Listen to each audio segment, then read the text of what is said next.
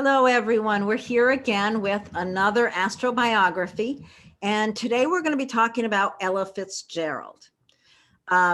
If you want to get a copy of her chart in whole sign houses, have that open with you while we talk, and also take the time to go to Netflix and watch the documentary. What's the name of it again, Jenny? It's called Just One of Those Things. What an awesome film. Absolutely awesome film. I have to tell you something funny about that film. Dave and I watch movies together frequently, and he actually chose that movie for us to watch, which I was surprised because he's always told me that he does not like jazz music.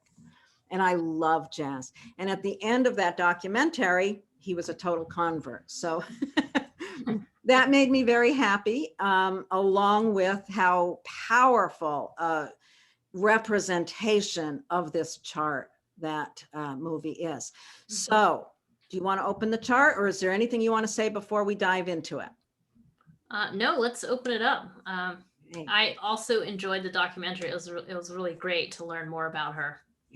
Yeah, it really was. You know, it's funny because one of the things that I really got out of that documentary is, you know, I've always loved Ella Fitzgerald's music, but I've listened to it in a certain, way, or certain albums of hers back in the day of albums. And I didn't realize until watching this documentary how much I grew up with a lot of her music that I just didn't know was her.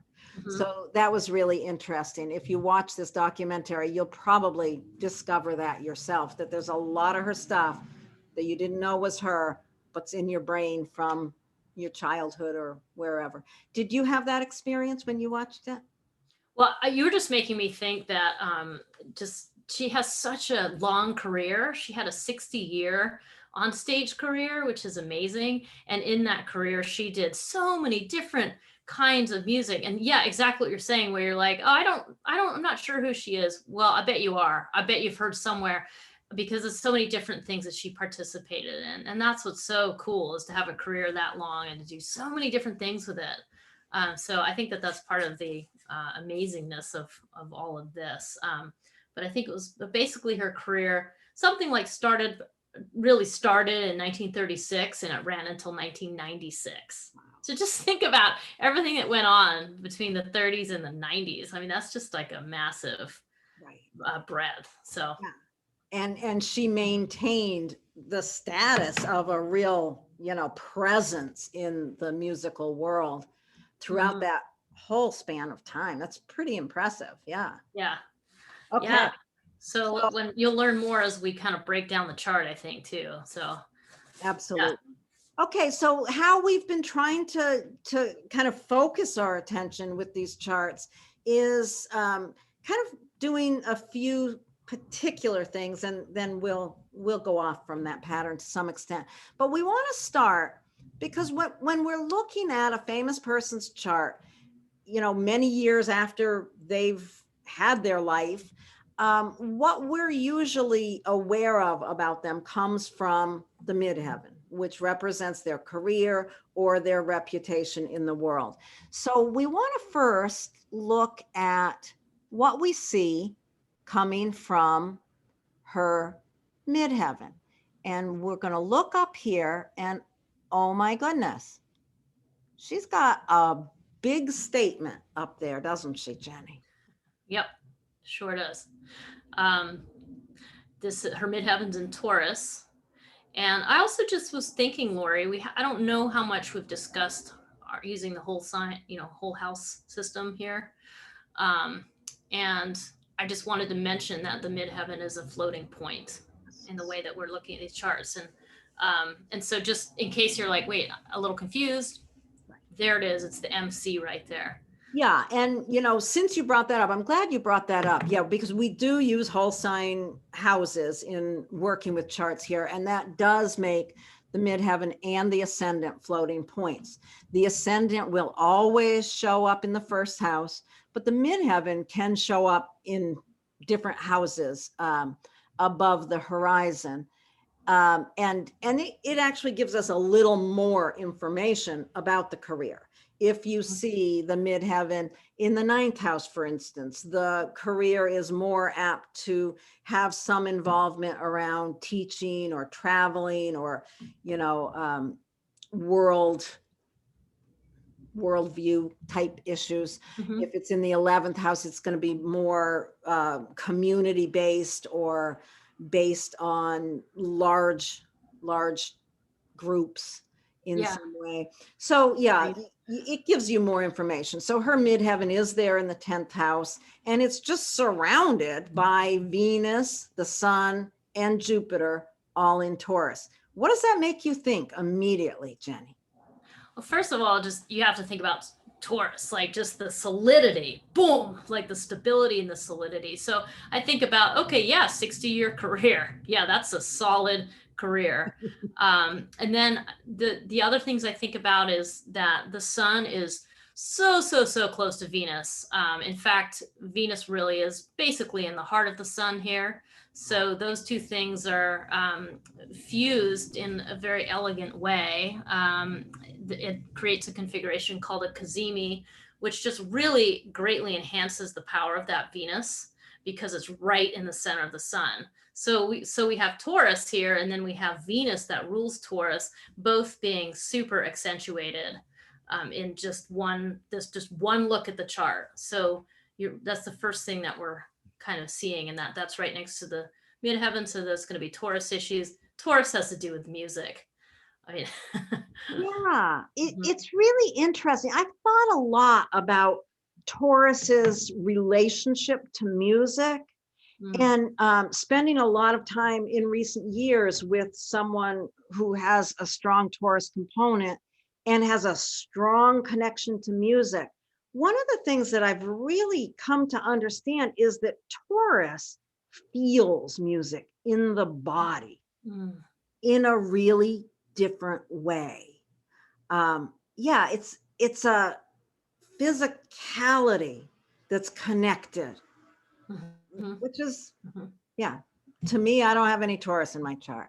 It was really surprising to me to come to an understanding of how physical music is for people. That's a really good point too, because I know one of our archetypes of Taurus is kind of like the silent one. So there is like this component that's sort of a silence that could be associated with Taurus. But I think it is also associated with what you're saying, the physical nature of music. Like I almost think of like a drum beat in the body and how that comes about. But this is just the other thing. I don't know. It's just pretty powerful. But go ahead. Well, I'm so excited. I can't restrain myself from talking more about this because it's so awesome. On my old list of archetypes for Taurus, I have both the silent one and the musician. And one of the ways I've always understood that connection is that Taurus needs silence, so much of a physical silence, but that music can kind of create that silence. It sort of shuts down all the other noise and creates a space of silence. If I don't know, that makes sense to me at this point in thinking about it. And it's pretty awesome to think about that. Yeah. The other thing I'll add to just looking at these figures together, so Venus, Sun, Midheaven, and Jupiter, is that you've got both of the most beneficial planets in the 10th house. So that's using a little bit of the ancient astrology where you're thinking about it's a day chart. She's born close to the middle of the day. So the sun is bright, shining up there, in the sky, and then it's right next to Venus, and it's also not so far away from Jupiter. And in this day chart, Jupiter is going to be the most beneficial planet. So you just have a lot of like really great things going on in this person's 10th house. So the career is going to be very, very important. Right. And what's going to be important in the career? We look also at the houses that Venus rules. Venus rules the 10th. So there we've got the career. Venus also rules the 3rd. Her voice is important. And Jupiter rules the 5th, her creativity. So the creativity with the voice Mhm. is Yeah. right there. Great. Jupiter also rules the eighth. So we could think about how that, with the ancient rulership, it also rules the eighth. So there's some component there. I'm not sure exactly how to pull that in off the top Oh, of my head. what? No, right when you did that, you made me think about, well, just how early on in her career, like it was just like a woman wasn't going to lead this band that she ended up leading. And there was definitely some grumbling about the career when she was working with Chick Webb, another musician who at first didn't really like her, but then became ill and actually passed away at 30. And he made sure that she was the one that took over his band. And so I think and that didn't make everybody very happy. So that whole eighth house of dealing with other people's stuff and kind of their grumblings and going against the culture. So that's what I thought. Yeah, absolutely. And Mhm. yeah, she was a Black woman. She was born in, what is it? She was born in 1917. She was a Black woman. She ended up, leading this band. She definitely had to know how to grapple with other people's values. Actually, that makes me think of when she was initially, Chick Webb saying, no, she's not traveling with our band, all these men, and we're going to bring this young woman. No way. But she did. And she managed herself very well in that space, obviously. Yeah. Yeah. That's really cool. That's fascinating. And also, I think you've already mentioned this, Lori, but the sun rules the whole chart. So that just gives you another emphasis on like the career being, because their sun's in the 10th house, the career being very, very important and ruling the whole chart. And that is true. I mean, throughout her life, this is the primary thing she spent her time doing. Do you want to touch on aspects to that? That Wow. cluster? Well, we certainly can. It's we don't want to go without saying that Exactly. Neptune, which is also the planet of music, Yes. is right there in the first house of the personality and squares the sun. So she has to work. A square aspect tells us that this is an effort that must be made. Mm-hmm. And Yeah. there's so much about that. There's so much about that. She avoided drugs and alcohol in the music industry, which is a place where it is rampant and was back then. I loved the story. She talked about sitting in the back of the bus when they were touring, and she'd put a coat over her head so she wasn't breathing in the fumes when people were smoking marijuana. Mm-hmm. She really avoided that. She put all that Neptune energy into her voice, her song. Yeah. And I think sometimes when you're analyzing a chart, you might see a Neptune Sun square and you can think a couple things. One, is this a problem for this person? Do they have a struggle with drugs and alcohol? And there's a sensitivity there. So you're kind of hoping that they're not, because if somebody has a substance abuse problem with this setup, it's probably going to be pretty severe. And then or you see someone like her is just like, nope, that door's shut. And there might be various reasons for why that door became shut. But what's good is that it was, and she was a very rare musician who didn't go down that path. So yeah, if she had gone down that path, it would not have ended pretty. It certainly would not have ended with a 60-year career. Yeah. I think it's just, the power of all of that in the 10th house. She could not let herself go there. Yeah. It's just so potent to have that cluster of planets up there. It's just but it's also, I think that Neptune squaring that really speaks to a lot of the suffering of her early life as well. Yeah. Yeah. Because that's another whole component, and that certainly marked her life too. And it's also what is what makes her so remarkable, is that at the time of her, I would say the first time she ever went on stage, I was going to say debut, but that's not quite the right word. But the first time she went on stage, she went up for one of those like amateur nights at the Apollo Theater, and she literally came in off the street because she was homeless at that time in her life, and came in and was going to dance. And then she saw that these other young girls were dancing and they were really good. And she thought, "Ooh, I better not do that." And so she sang. And it's just such an incredible story that that's what she did. They coming off the street and then she ended up singing. And she was immediately noticed. And And that well, is, yeah, she won first place that night. Mhm. And Yep. yeah, she walked in with no intention of singing. That was not her intention. And you look at this chart, as you dig into this chart, she would not have had a 60-year career as a singer. Hmm.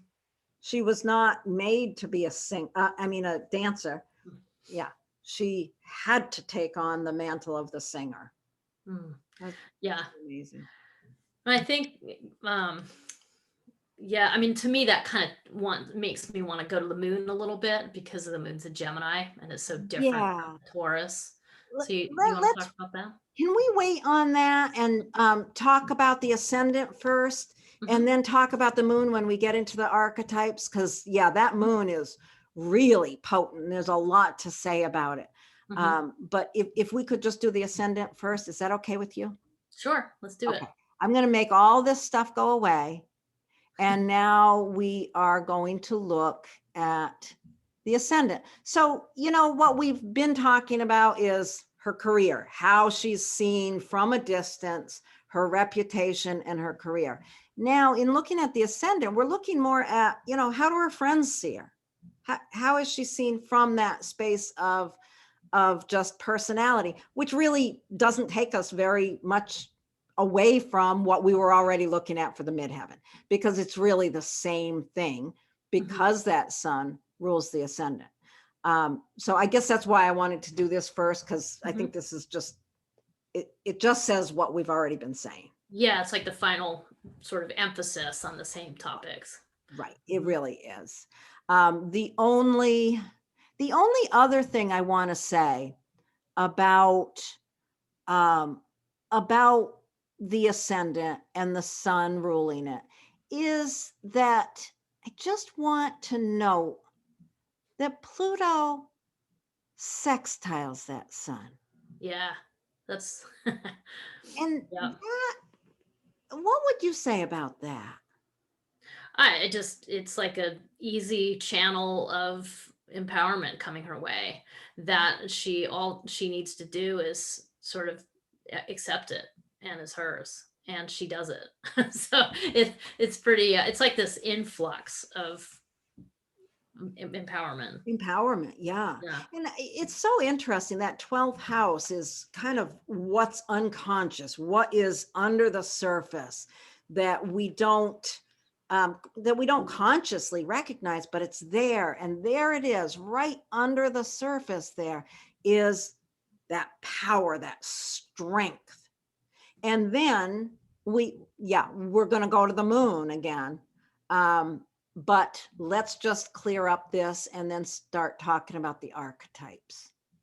I think that's all we wanted to say about the ascendant. So really, who she was, what this really says to me in looking at the midheaven and then the ascendant is she is who she is.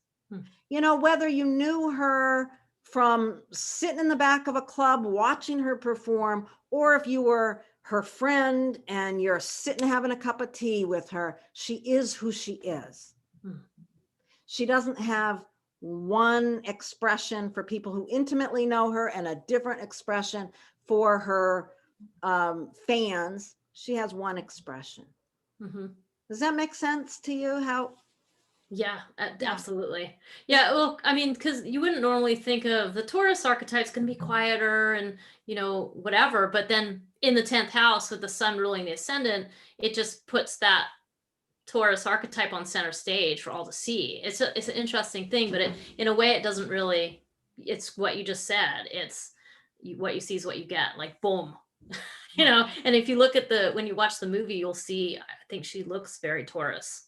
She just looks solid and she's there and she doesn't fit the sort of wafy, societal judgment about like what someone's supposed to look like. She's just herself and it's unapologetically so, at least publicly, that way. So yeah, it's really fascinating. Okay, so now let's just talk about the archetypes of the main three, the sun, the moon, and the rising. And now we can start diving into the moon. We talked about the archetype with the sun already, talking about the musician, the silent one, the stable one. Anything else come to mind with that? No, that's pretty good. You got it. So that's the core of who she is. She's this silent, stable, steady person. And then you think about the moon, the emotional nature. We've got the moon in Gemini. Now this brings in a really different sense, doesn't it? It's very different vibe. Yeah. Very different vibe. What do you want to say about that moon? Well, I mean, with archetypes, maybe. Yeah, I mean, the Gemini is going to bring in the archetypes of the storyteller, I think is a prominent one for this chart. And, the teacher, some of the other ones. But I just think about her voice when I see this Gemini. And I also like to think about how in the zodiac, Gemini emerges out of what Taurus kind of leaves. So Taurus is silent and stable and gravity oriented earth energy. And then along comes Gemini, which is like this uplifted, like little dervish whirling around and stirring up energy. So it's completely different. It's a response to the Taurus. So to have a moon in response to that is really interesting. It provides a whole different level of energy coming from her emotional being. So I love that. I love how you just explained that. It really is. It's a response. It's what comes after all that steadfastness. Now we're gonna start. What are we gonna do with that voice? Mm-hmm. I love that trine aspect. Mm-hmm. I think of a trine aspect as a gift, and her voice was gifted with this wild energy. Mm-hmm. I love that period of time where she's doing the scat singing. Yeah. And cool. Scat singing is it's a method of using the voice as an instrument. It's a method of kind of removing the voice from how we think of it and just using it in this very wild, very different manner. And she was just incredible at that form of singing. And she wasn't trained. Her voice was never trained, but she just had it. Mm-hmm. And I love how the documentary really talks about that, about some of the particulars of the skill of her voice. Mm-hmm.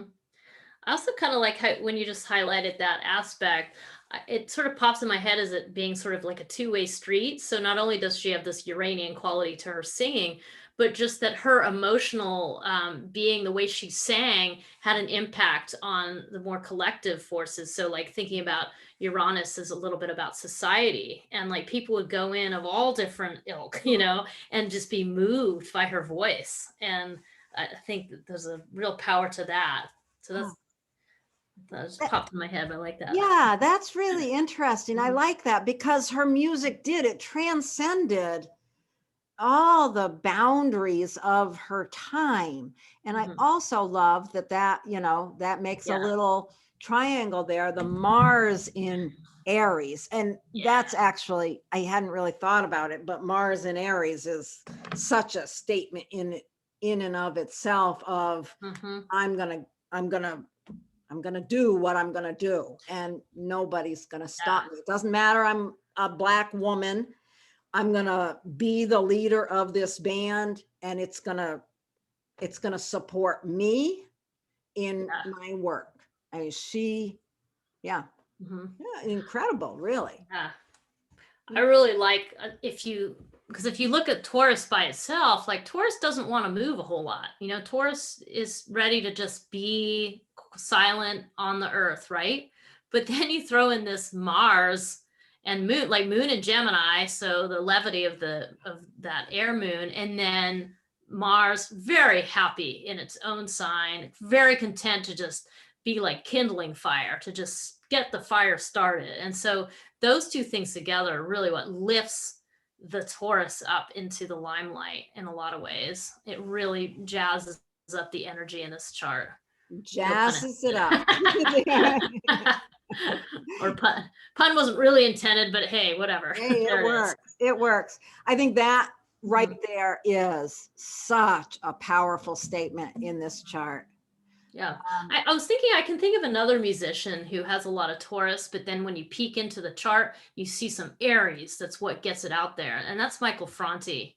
His chart's like that, where, you know, you see all this Taurus and you think, oh, music and peace and tranquility. But then there's this Aries energy firing it up. Like, and that's what gets it out there. And that's the self-actualization piece. Oh, that's what's happening in her chart. So that's awesome. Huh. That's so interesting. And another thing, you know, we cannot look at this moon without noticing that even though it's in a different sign, by, you know, orbs, it is conjunct Pluto. Now, you know, this really goes back to her childhood and losing her mom when she was a young teenager. She was apparently very, very close to her mom. And she lost her mom when I think she was like around 13. And she had some very rough years following that period of time. She lost her mom and then was really abused by her stepdad, ended up in an orphanage or a work home, or I don't know, some horrible situation, and then ended up living on the street until she showed up at the Apollo Theater. And here we are back at the beginning of the story. But, you know, yeah, she lived a fascinating life. And that Pluto with that moon, it's like that wound from losing her mom also was part of what really empowered her to use her voice and to bring her voice out. Yeah, well, you know, when you're saying that, Laurie, this maybe go a little beyond our strict rules, but the thing that made me think of was that Saturn being in the 12th house in Cancer. So Saturn is in the ancient astrology, Saturn's considered in its joy in the 12th house. So that just brings in just this little aspect of Saturn is in a place that it can work, you know, and I feel like the Saturn kind of got galvanized by the suffering created by the loss of her mother. The Saturn's like, right, I'm going to get to work, because that's what it does. It's the structure that enables things to actually move forward. So wow, that's what I thought of. But yeah, and that Saturn also, you know, sextiles Mercury, so it supports her voice, it supports it all. Yeah, that's really awesome. And since we're way beyond what we intended to talk about, Saturn squares that Mars. So it pushes her to do the work and allow, you know, the thing with trines and sextiles is we can get lazy around them, but Saturn squaring that Mars is not going to allow her to be lazy around that. No. Sometimes I think about Saturn and Mars together as like learning how to drive a car. You know, Mars is the accelerator and Saturn's the brake, and you need both. And if you don't have both, you're either not going anywhere or you're going to wreck the car. So you got to learn both. So a lifetime of learning how to drive that, basically. Yeah. I think, Saturn is such an important piece in people's charts, and just in terms of the longevity of doing what needs to be done. People that don't have strong Saturns have a more difficult time, I think, over the long term, really sticking with something. It's just more of an effort, a different kind of effort has to be put in. Yeah.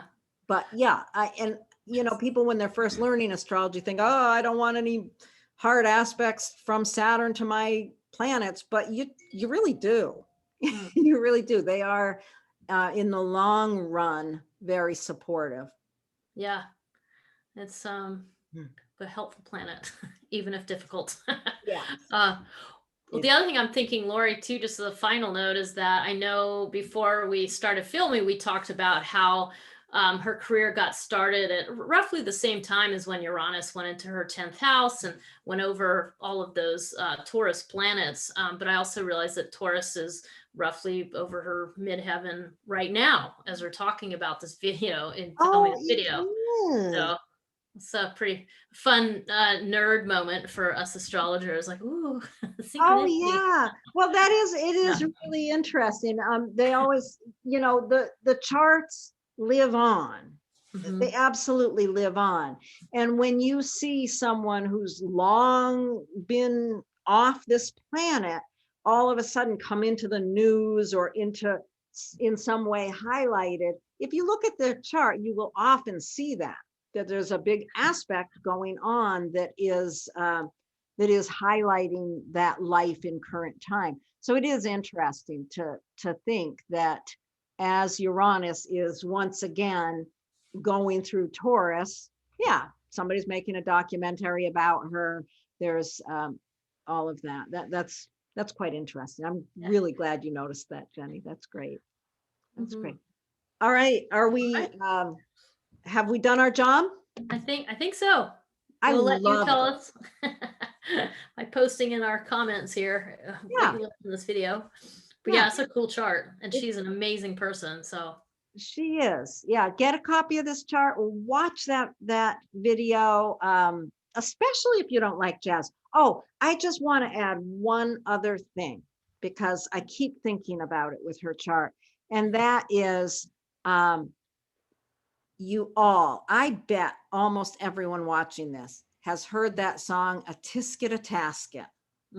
That was the song that when I heard it on this video, I was like, oh my God, I grew up with that song in my head, but I had no idea it was Ella Fitzgerald.